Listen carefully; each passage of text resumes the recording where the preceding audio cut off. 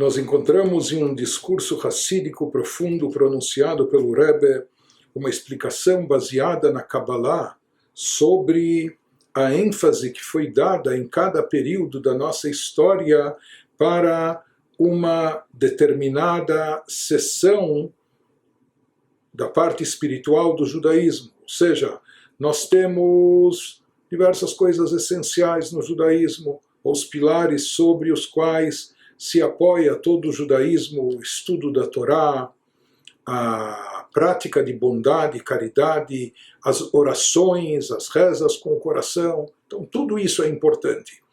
Mas, se nós observarmos, nós vamos ver e perceber que em cada determinada época estava mais enfatizado um desses aspectos, mais do que os outros, até durante alguns séculos. E o Rebbe nos explica, começando da época onde nós tínhamos ainda o Beit HaMikdash de pé, o nosso templo sagrado de pé há mais de 2000 anos atrás. Quando nós tínhamos o Beit HaMikdash, quando o templo estava presente, havia maior revelação divina para o mundo todo e no seio do povo de Israel em particular. Mesma coisa fala o Rebbe ainda em decorrência da influência espiritual, do efeito espiritual do Beit HaMikdash, mesmo logo após a sua destruição, quase 2000 anos atrás. Naquela época, na expressão mística Sukkot David Anofelet, se fala por assim dizer, a tenda de David, a comunidade, a congregação de Israel estava tombada em termos espirituais após a destruição do templo, mas o tombo ainda não era tão grande. Nós sabemos que, de acordo com a Kabbalah, existem 10 sefirot, 10 atributos divinos. E esses 10 atributos divinos são a fonte dos 10 poderes da nossa alma. 10 poderes presentes na nossa alma são derivados e são uma extensão dos 10 atributos divinos através dos quais ele dirige o universo. Nesses 10 atributos, os 3 primeiros são de cunho intelectual, Chokhmah, Binah, Dat, sabedoria, compreensão e conhecimento, numa tradução literal, e os atributos seguintes são mais de cunho, por assim dizer, emocional, Chesed, Gvurah, Tiferet, bondade, rigor, da bondade é derivado o amor, do rigor é derivado o temor e assim por diante.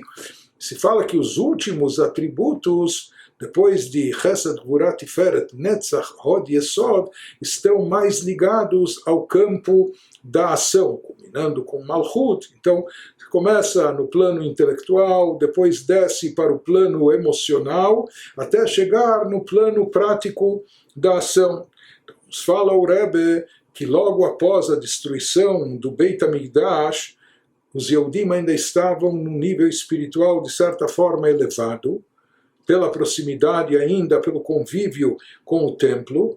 Por isso, o trabalho espiritual naquelas épocas, naquele período, naqueles séculos, ele estava concentrado mais nos poderes elevados, superiores da alma, nos poderes intelectuais. Por isso, naquela época vieram, durante vários séculos, os Tanaim, os Tanaitas, que deram origem à Mishnah, e foram seguidas pelos Emoraitas, que redigiram a Gemara, e o principal, por assim dizer, produto espiritual do nosso povo. O povo estava envolvido naqueles séculos, logo após a destruição do templo, acima de tudo com o estudo da Torá.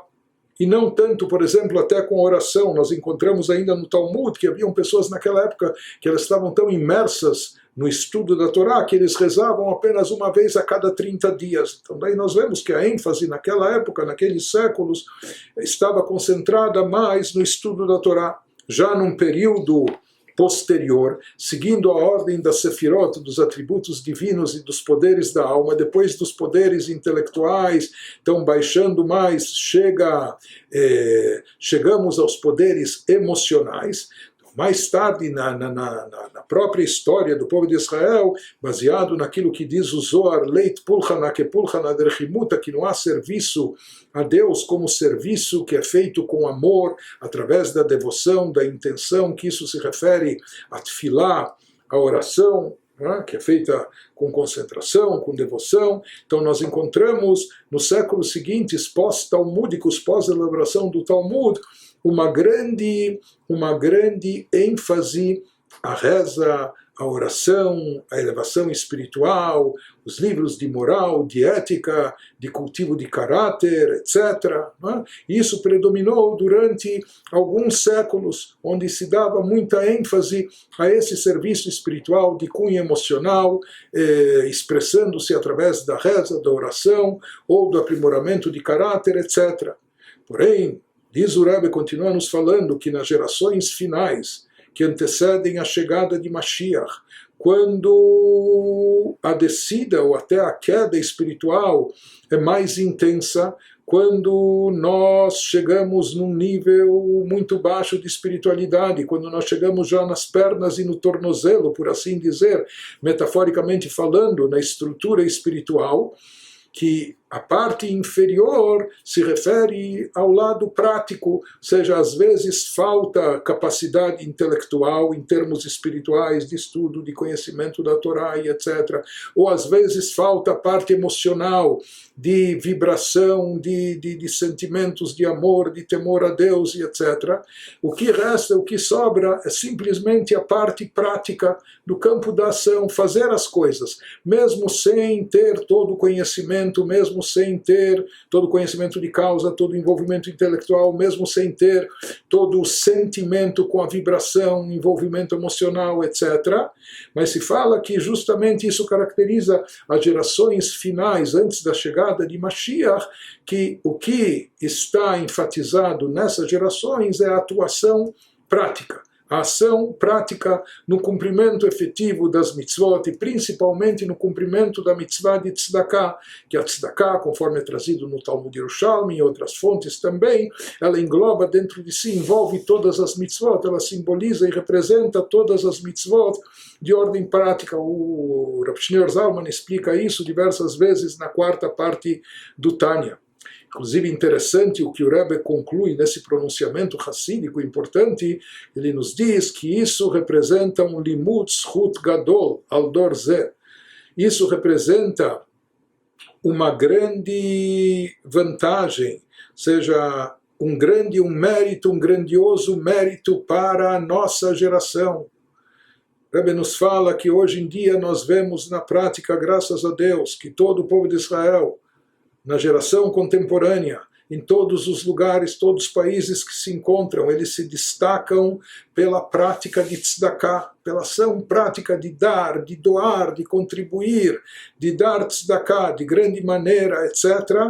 Isso, diz o Rebbe, de uma forma não proporcional a tudo que ocorreu nas gerações anteriores. Pode ser que em gerações anteriores a maioria dos judeus, inclusive, não tinha grandes recursos ou não tinha tanta capacidade financeira, mas nós não vemos na nossa história, mesmo no decorrer dos séculos, uma prática de tzedakah tão intensa como está presente nessas últimas gerações, na nossa geração contemporânea. O Rebbe diz que isso é gewaltige limud zchut,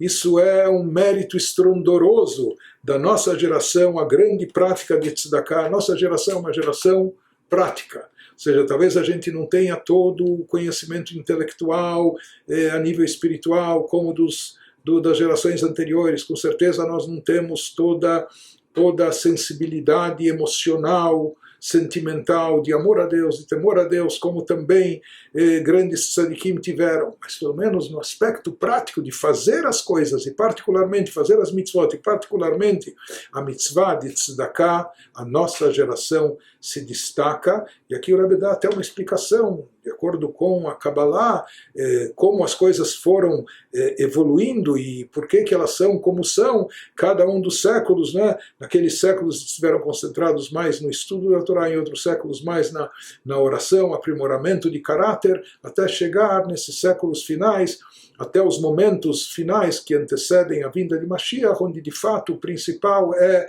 a ação e particularmente a prática de tzedakah.